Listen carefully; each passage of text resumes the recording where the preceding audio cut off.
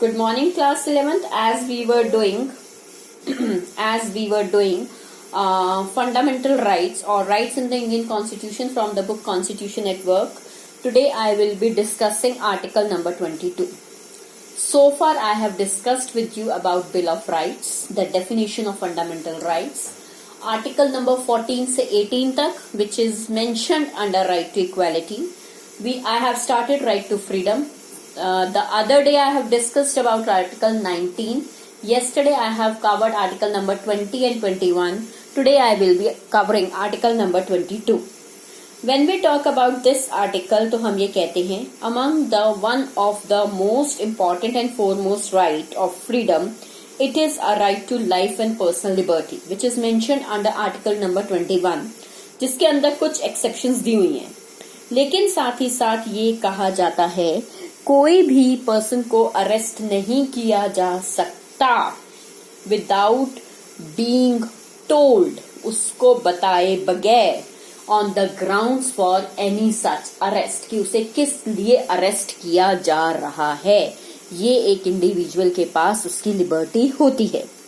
Number 2, even a person get arrested is having a right to defend himself, and he can also engage a lawyer for his defense according to his or own choice. Court उससे पूछता है कि उसे कौन सा वकील चाहिए और वो कह सकता है. इसके अलावा तीसरी बात एक और कही जाती है, जिसमें यहाँ सिर्फ 24 आवर्स लिखा है, लेकिन इसका पूरा मतलब ये है कि आर्टिकल नंबर 22 के अंदर ही मेंशन्ड है कि पुलिस के लिए मैंडेटरी है कि it has to take the arrested person to the nearest magistrate with in 24 hours. Although आप ये अपनी जूनियर क्लासेस में कर चुके हैं, लेकिन यहाँ पर जो याद रखने वाली बात है उसे ध्यान से सुनिए.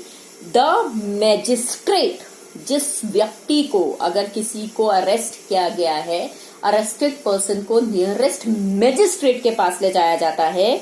मैजिस्ट्रेट डिसाइड करता है कि ये जो अरेस्ट किया गया है ये जस्टिफाइड है या नहीं है. इसकी भी एक एक्सेप्शन है.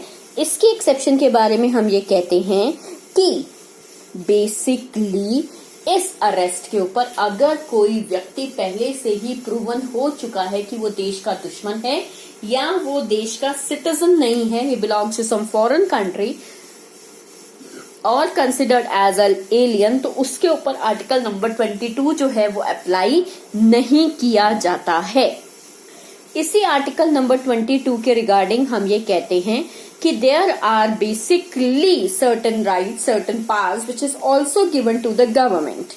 यहाँ पर हम ये कहते हैं अगर हमें शक है कि कोई भी व्यक्ति जो है वो ये गुनाह कर सकता है, तो ही और शी कैन बी डिटेन्ड, उसको नजर बंद किया जा सकता है. डिटेन्ड का मतलब अरेस्ट करना नहीं होता, नजर बंद रखना होता है.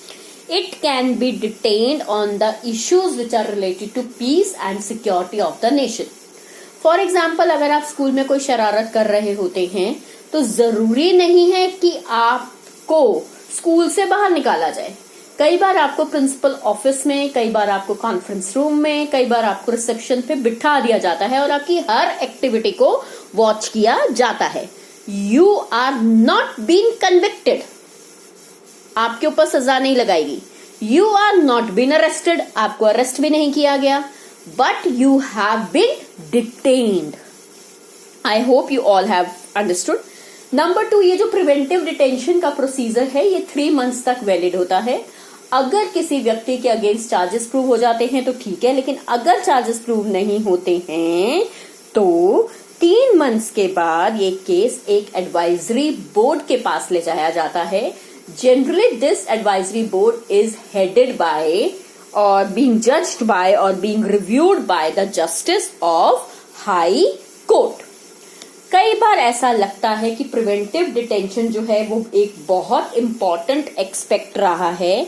ये बेसिकली एक बहुत इफेक्टिव टूल है in the hands of the government, ताकि हम एंटी सोशल एलिमेंट से डील कर सके.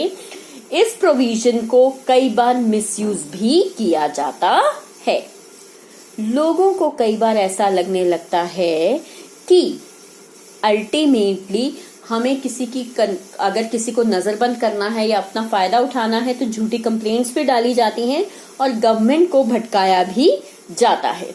एनीवे, कई बार ऐसा हुआ है कि इस आर्टिकल के ऊपर कुछ डिबेट्स हुई हैं, कुछ डिस्कशंस हुए हैं कि वेदर प्रिवेंटिव डिटेंशन को सही रखना चाहिए या नहीं।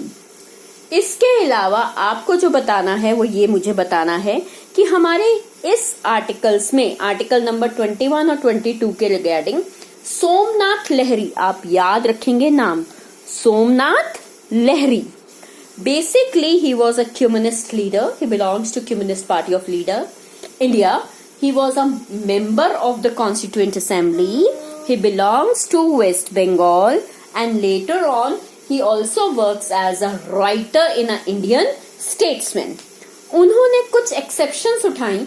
उन्होंने ये कहा कि जब हम कोई भी एक्सेप्शन लगा देते हैं, जब कोई भी हम कह देते हैं कि नहीं ये फ्रीडम्स जस्टिफाइड नहीं है और लोगों के ऊपर रिस्ट्रिक्शन लगाया जाना जरूरी है, तो कई बार ये होता है कि पर्सन गिल्टी हो भी सकता है और नहीं। ऐसे में किसी भी ऑफेंस के लिए हम चार्जेस क्यों लगाते हैं और हम ऐसे क्यों करते हैं? नंबर 2, किसी भी व्यक्ति को गिल्टी नहीं बुलाया जा सकता जब तक उसके अगेंस्ट चार्जेस प्रूव ना किए जा सके।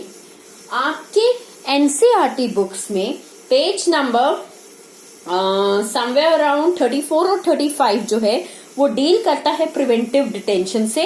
You please go through this book. अगर कोई डाउट हो तो आप मुझसे पूछेंगे। इसी में ही मुझे और एक एक्सटेंशन में काम करना है।